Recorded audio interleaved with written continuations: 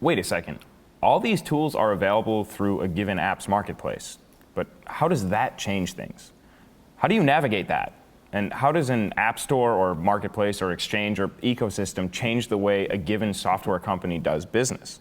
It's only been a month, but to what extent has the creation, the development, even the planning and the thinking and ideating of the Thinkific App Store, to what extent has that kind of changed Thinkific? I think when we were discussing the strategy of like, should we launch an app store? Should we not?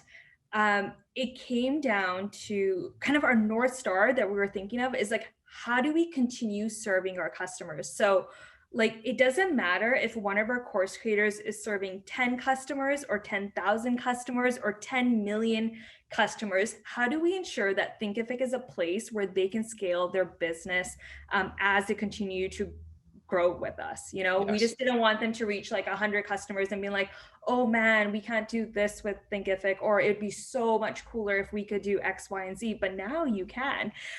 So for us, it was honestly just putting ourselves constantly in the shoes of our customers and asking ourselves, how do we make life that much easier for them? As an entrepreneur, you already have 1,000,010 things to worry about, which I won't even get into. So it's like, we didn't want this to be another area that they had to stress about. So I think by launching an app store, what we've done is we've made so many of these like world-class tools accessible at their fingertips versus them having to go do all of that research and trying to figure out what tool is best going to solve a certain need in their business.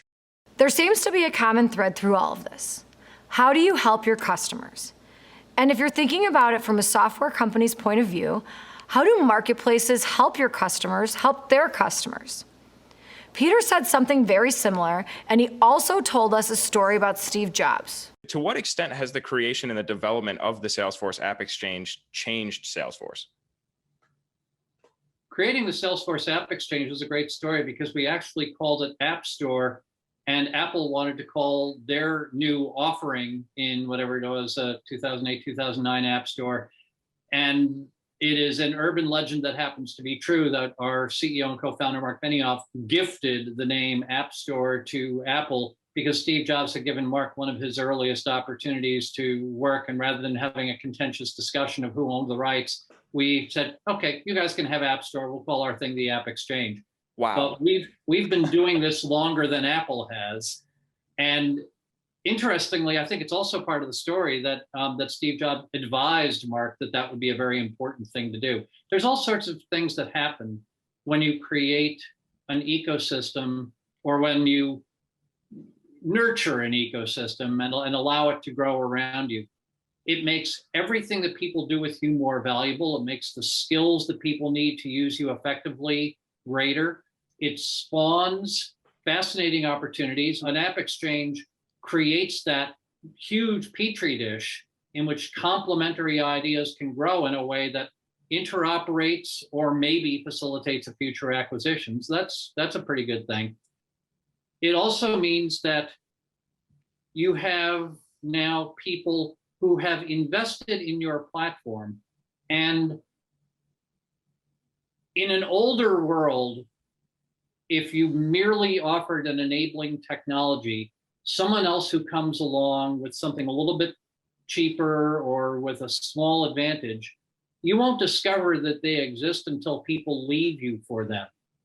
But now if you've got a community that is working all working in your garden, as it were, now if they see something coming over the horizon, they won't come to you to say goodbye. They'll come to you and say, we have a challenge here. How do we address this challenge? Because now you have collaborators and not merely clients or customers. And so building an ecosystem in which people add value to you, really, isn't that the definition of a platform? There are people who say, we're going to market, we're going to produce a platform, to which my reaction is a sneer, and the market will tell you if what you've created is a platform. If people see it as something to which they can add value, fine, you pass. Otherwise, you're just a technology stack. And so turning yourself into the humble servant provider of a platform instead of the assertive and self-promoting vendor of a product is a really valuable way of keeping people in touch with the ongoing recognition of their customers' changing needs. Well, there you have it. Integrations help you get the data from various places, specifically tools that are the best at what they do. They're not just one tool that's mediocre at everything. And then they put that information where it needs to go. Integrations streamline your processes. They help you provide a cohesive and positive customer experience, and ultimately, that helps you grow your business. Hi, thank you for watching. If you are enjoying Growth Decoded, you can find a link in the description to sign up and join the Grow team. You'll get exclusive content and opportunities that have to do with the show. You can also hit the subscribe button for Active Campaign's YouTube channel somewhere down here, and you will never miss an update from us.